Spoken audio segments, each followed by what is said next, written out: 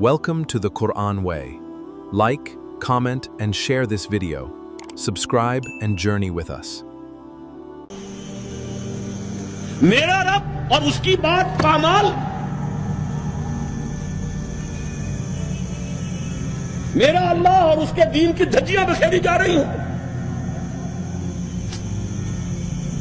حضرت ابو بکر نے کیا فرمایا تھا؟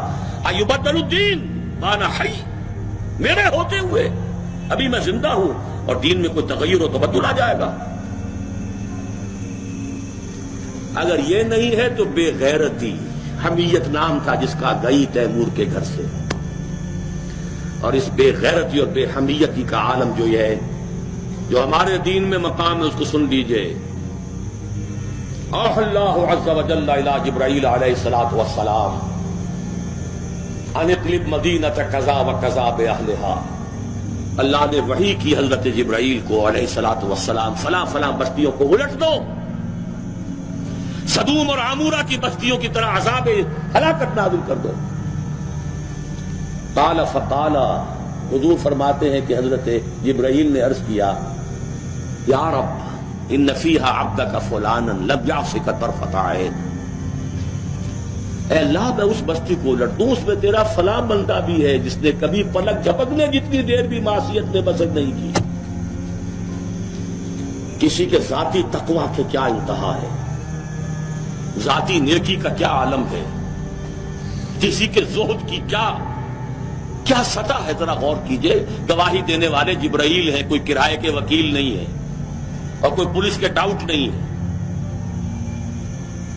لم یعصک طرفۃ عین،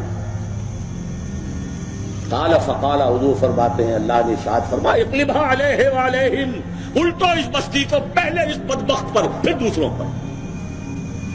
فإن وجہہ لم یتمعر فی ساعۃ قط، اس لیے کہ اس کے چہرے کا رنگ کبھی میری غیرت اور حمیت کی وجہ سے متغیر نہیں ہوا۔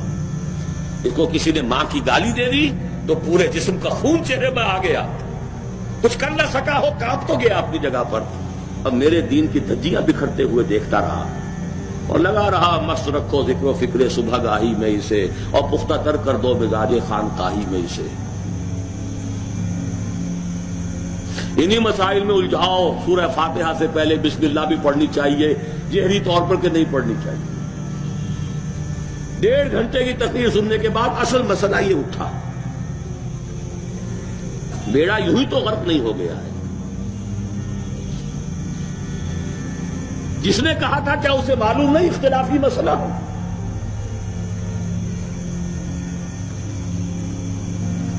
الجھائے رکھو،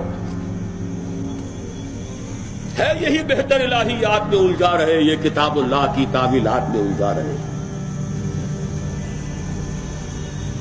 چوتھی چیز، اگر یہ ایمان باللہ حقیقی پیدا ہو جائے گا تو توکل صرف اللہ پر، اسباب پر نہیں، وسائل پر نہیں۔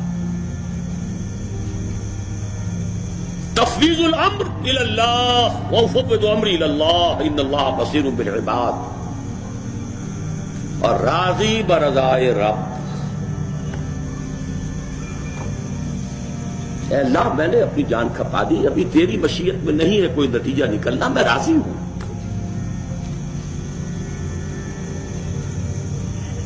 جان دی ہوئی اسی کی تھی، اب تو یہ ہے کہ حق ادا نہ ہو، یہی اپنی مشیت ہے۔ اس کی بے نیازی کا عالم یہ ہے کہ جلیل القدر نبی، اللہ اکبر، حضرت یحییٰ علیہ الصلوۃ والسلام، وآتیناہ الحکم صبیا وحنانا من لدنا وکان تقیا،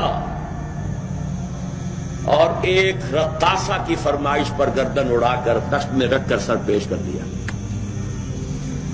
نہ آسمان پھٹا نہ زمین شق ہوئی۔ اس کی بے نیازی ہے۔